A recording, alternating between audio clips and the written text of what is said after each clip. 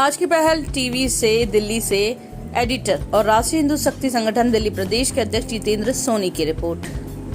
जितेंद्र सोनी पहुंचे बावना में ग्रामीण गौशाला दिल्ली 39 में। आज मकसद अपने हिंदू भाइयों को गौ माता की सेवा की तरफ लाने का प्रयास। बड़ा सुकून मिलता है यहाँ देखकर कि लोग अपने छोटे छोटे बच्चों को भी गायों की सेवा की तरफ लगा रहे हैं। 1968 में नौकरी छोड़कर स्वामी लालचंद महाराज ने अपना जीवन गौ माता की सेवा में लगा दिया। 50 से ज्यादा गांव के प्रधान सभी गांव वालों की मदद में निस्वार्थ सेवा कर रहे हैं। आपको सबसे बढ़िया एक चीज दिखाना चाह रहा हूं मैं। ये देखिए, आप अंधी गायों का बाड़ा। ये गाय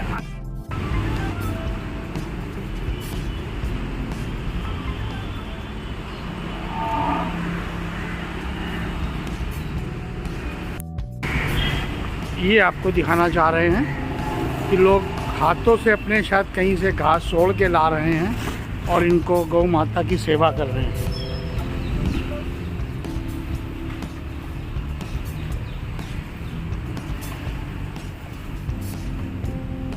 आप ही अपने हाथ से काट के लाए हैं गांव को खिलाने के लिए? अच्छा, खेत में से निकली है, वो देने आए हैं आप।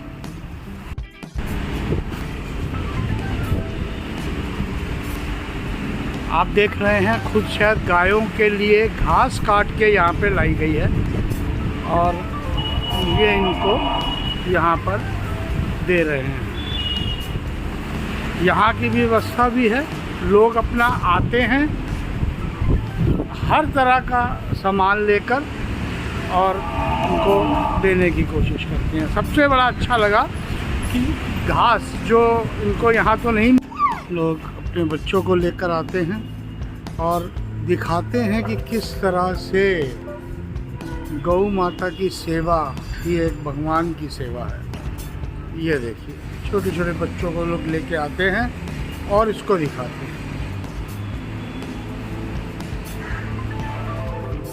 सरकारें बहुत कुछ कहती हैं, आपको सपोर्ट क्यों नहीं मिल रहा है? सरकार सब बकवास करती है। सरकार जो जिसके पास छिका हुआ है उन्हीं की मदद करती है, गरीब गाय की कोई मदद नहीं करता। क्योंकि मैं देख रहा हूँ इतना यहाँ पे, इतना देखिए आप काम भी करवा रहे हैं। मैं पहले आया था तो ये आगे नहीं था, अब आगे भी बनाया जा रहा है और अंदर ही बहुत बड़ी गौशाला है। चारों तरफ से मेरे हिसाब से यहाँ कितनी गाय होंगी? 3200-3300 गाय है। मतलब 3500 के लमसम 3200-3500 के रंजन यहाँ पे गाय हैं, जिनकी गौ माता को बचाने के लिए वो लगे हुए हैं। लेकिन हमने देखा है कई बार उनके ऊपर भी कई तरह के केस लग जाते हैं। तो आप सरकार से कोई इतनी गौशालाएं हैं दिल्ली के अंदर, बवाना में, तो ये क्या सब मिल के सरकार के ऊपर कोई दबाव नहीं लगा पा रही हैं? सरकार सर सुनती नहीं, झूठे वादे कर लेते लेकिन बताते नहीं। कभी वादे कर लेंगे, यहाँ भी आते हैं, हम गौशाला के लिए ये करेंगे वो करेंगे, लेकिन कोई सुरक्षा वाली बात नहीं है। बातें करके चले जाते हैं। सरकार वैसे बस झूठे वादे करती है, वैसे करता कोई नहीं। नमस्कार, मैं पहले भी यहाँ पे आ चुका हूँ, कई बार आ चुका हूँ और जब भी इधर से आता हूँ इस गौशाला में मैं ज़रूर आता हूँ। और क्या कहते हैं, यहाँ की व्यवस्था मुझे कौन इस व्यवस्था को, यहाँ की इतनी बड़ी संख्या में गायों को रखा गया है, इस व्यवस्था को यहाँ पर कौन संभाल रहा है, कितने लोग संभाल रहे हैं? क्योंकि मैं देख रहा हूँ निस्वार्थ सेवा यहाँ पे हो रही है। जिस तरह से आप लोगों ने गायों को रखा हुआ है, सबसे बड़ा मुझे यहाँ एक सुकून मिला कि अंधी गाय का बाड़ा जो आपने अलग बना रखा है, इसका भी मुझे, तो मैं आपसे थोड़ा सा आप बताएं यहाँ के बारे में। अंधी गाय का बाड़ा इसलिए अलग बनाया है क्योंकि देखने वाला तो हर एक जगह खा सकता है जी। एक अंधी ऐसा है, चाहे इंसान हो, चाहे गाय हो, चाहे कोई पशु हो, उसको तो फिर अलग से ही वो दिया जाता है। क्योंकि देखने वाला तो भीड़ में इतनी गायों में वो पीछे रह जाती है, उनको न्याय नहीं मिलता। इसलिए अंधी गायों का बाड़ा अलग करके उनको अलग से न्याय डाला जाता है। बस यही अंधी गाय का। ये कब से, ये गौशाला कब से है? शुरुआत ये 1968 से है। 1968 से है। तो इनको कौन से मैं देख रहा हूँ, जैसे मैं पहले भी यहाँ पर आया था। ये स्वामी लालचंद महाराज ने इसको स्थापित किया था और वो पहले गवर्नमेंट सर्वेंट थे, गवर्नमेंट की नौकरी किया करते, लेकिन उन्होंने अपने मन में धारण किया कि भाई मैं गाय की सेवा करूँगा और उन्होंने गवर्नमेंट की नौकरी छोड़ के तो ये गाय पालन का वो कर दिया था। तो ये गौशाला उन्हीं की देन है, वो अमर हैं, उनके नाम से ये गौशाला चलती है।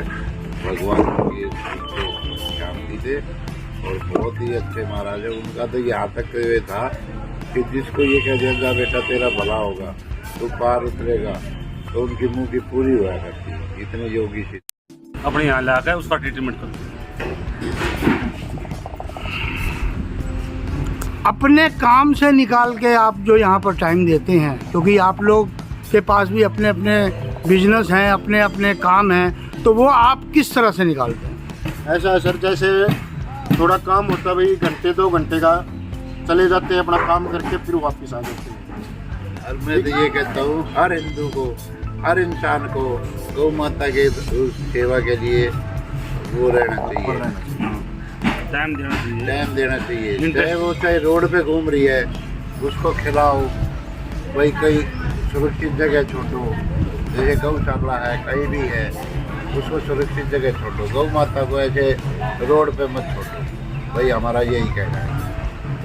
अरे ये एक राजस्थानी वाला नहीं है, हमारे गांव के आदमी भी छोड़ देते हैं, वैसे ही छोड़ देते हैं। दूध से मना कर दिया, चल भाई जेवड़ा खोल दिया, रस्सी खोल दी, निकल जाओ। अरे कम से कम छोड़ दो, गौशाला में छोड़ दो। रेवली गौशाला में ऐसे करते हैं जी, वहाँ बगैर दूध की गाय या बछड़ा लेने से मना कर दिया तो वहीं जेवड़ा काट देते हैं बाहर, वो ऐसे घूमती रहती है। कितने एकड़ में बनी हुई है? ये करीब 9 एकड़ में है। तो ये जमीन भी उन्हीं की थी, बाबा जी की दी हुई है? जमीन पंचायत की थी, कुछ महाराज जी की जमीन थी। तो आज इतनी बड़ी संख्या में मैं देख रहा हूँ कि यहाँ रखी जा रही हैं गाय, तो इनका पालन पोषण, ट्रैक्टर पे ट्रैक्टर आ रहे हैं, ये सब कहाँ से, इतना बड़ा इंतजाम कहाँ से?